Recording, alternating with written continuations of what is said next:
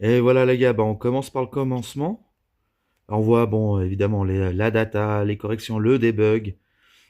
Donc on a une accuracy de 13%. J'ai essayé d'entraîner le modèle une fois, ensuite j'ai essayé de le réentraîner, j'ai eu quelques petits soucis. Bah, fallait debug. Ça, c'est une grosse partie du codage que personne ne parle beaucoup. Mais c'est le debug. Ça fait péter son crâne, le debug. Donc voilà, hein, on obtient, euh, on obtient du 13%. Je pense que vous avez compris à quelle étape j'ai essayé de faire évoluer le modèle de base. Le noyau qui était déjà issu de fractalité et qui répondait à du 91% sur du CIFAR.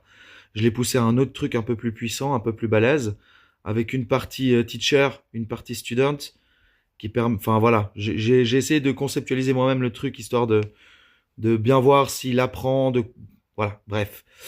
Et du coup, petit à petit, l'oiseau sort de son nid, on peut voir qu'il y a déjà une meilleure évolution, mais c'est toujours pas top, en fait. Tu vois, et j'arrivais pas, en vrai, à améliorer ce modèle, j'obtiens des trucs cool, hein.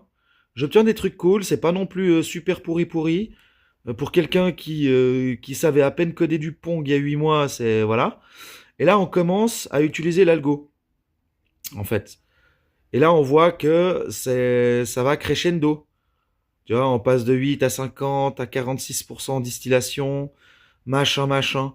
Tu vois, et en gros, bah, il y a un côté qui, moi, me fait dire déjà que c'est clairement, on voit que c'est beaucoup plus précis, c'est beaucoup plus, euh, oui, le résultat est là au fond, hein, le résultat est là. Et du coup, je suis assez content. Et puis, bah, maintenant, mon but, c'est non seulement que cet algo serve de source logique fiable, et puis je vais l'hyper paramétrer maintenant. Je vais vous faire des shorts un peu continuellement. Je vais essayer d'en faire 4 ou 5 par jour pour vous montrer un peu les tests, les évolutions entre les tests de ce matin et les tests des autres jours. Tu vois, là, on atteint des valeurs qui sont stables, on cherche les inférences. Et puis tout ça, au final, c'est des données cohérentes. On voit qu'il y a un crash, hein. On voit qu'il y a un crash, donc il y a un manque de solidité à la fin. Vous allez voir que je vais paramétrer tout ça et faire un truc de ouf.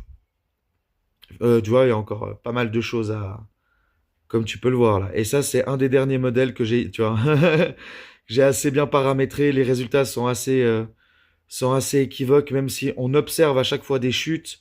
C'est qu'une question d'hyperparamétrage, ça.